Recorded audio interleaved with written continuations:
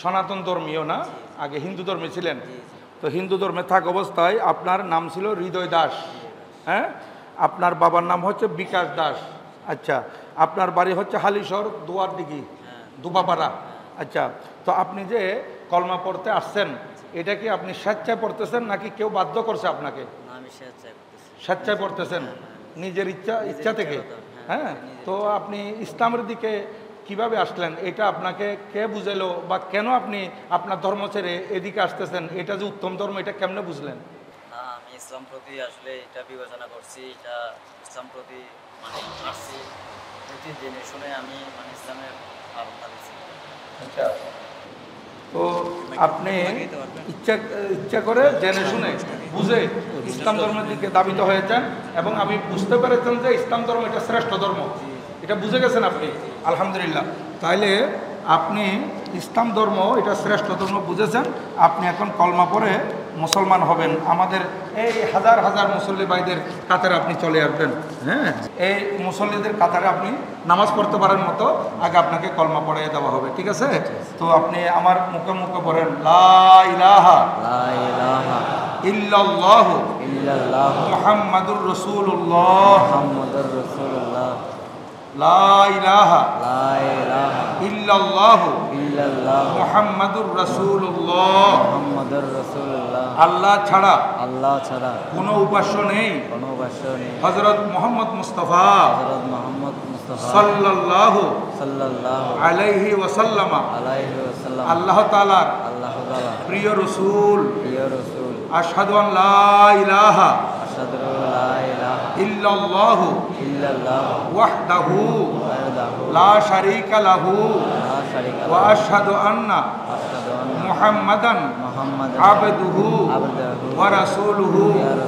আমি সাক্ষ্য দিচ্ছি যে আল্লাহ ছাড়া কোনো উপাস্য নেই, তিনি একক, তার কোনো শরীক নেই।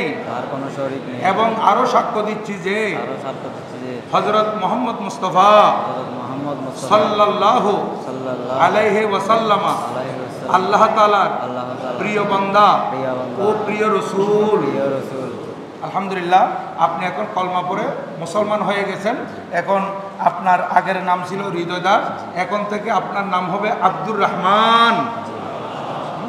হাদিসে পাকে আছে আল্লাহ তাআলার কাছে এই যত নাম আছে এই নামগুলোর মধ্যে এই দুটি নাম বেশি প্রিয়, একটি হচ্ছে আব্দুল্লাহ আর একটা হচ্ছে আব্দুর রহমান।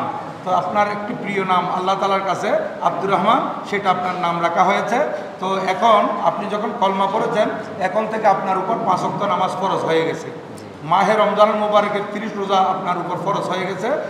নামাজও পড়তে হবে, রোজা রাখতে হবে, এবং আপনার কাছে সামর্থ্য থাকলে আপনাকে যাকাত আদায় করতে হবে, সামর্থ্য থাকলে আপনাকে হজ করতে হবে। কেমন? আপনি এই যে নামাজ পড়তে হবে, নামাজের কিছু নিয়ম কানুন আছে, এগুলো যে ভাই আপনাকে বলছে ওনার সাথে আমি আলোচনা করব, অথবা আপনি আমার সাথে আলোচনা করে কিভাবে কোরআন শরীফ তেলাওয়াত শিখতে পারেন এবং কিভাবে আপনি নামাজ কালাম পড়তে পারেন, এগুলো সব আপনাকে ওই একদম মিলাদ কাম সালাতু সালাম আখিরি মুনাজাতের পরে এগুলো আপনাকে বলে দেওয়া হবে। এখন আপনি আমাদের এই ইসলামের সুশীতল ছায়াতলে আশ্রয় নিয়েছেন।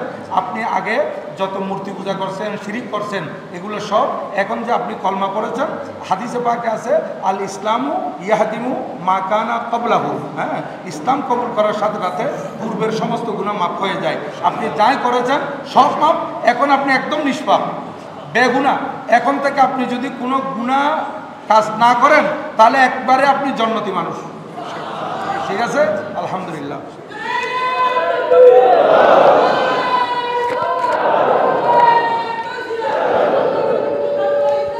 সবসময় আমাদের সাথে যোগাযোগ রাখবেন, এবং কোনো কিছু জানতে হলে আমার মোবাইল নম্বরে নিয়ে যাবেন এবং আমার সাথে প্রায় সময় আপনি যোগাযোগ রাখবেন, ঠিক আছে? সবাইকে একটা সালাম দেন। আসসালামু আলাইকুম। এখন আপনি কাতারে বসে আপনি আমাদের সাথে নামাজ পড়তে পারেন, এগুলো আপনাকে এমনি কাজ করে।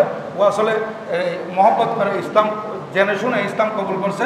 ও আসলে একটা গার্মেন্টসের কোয়ালিটি ডিপার্টমেন্টে আছেন না, কোয়ালিটি ডিপার্টমেন্ট কাজ করে। ও শ্রমিক, আলহামদুলিল্লাহ। ও নিজেও কাজকর্ম করে, টাকা পয়সা ইনকাম করে। তো আপনারা যেগুলো দিচ্ছেন এগুলো হাদি হিসেবে দিলে দিতে পারেন, কোনো সমস্যা নেই। হাদিয়া দেওয়ার মধ্যে নেওয়ার মধ্যে আরও সওয়াব আছে, যা দিবেন, কিন্তু ওর কোনো এগুলো চাহিদা নাই, ওর কোনো চাহিদা নেই, ঠিক আছে?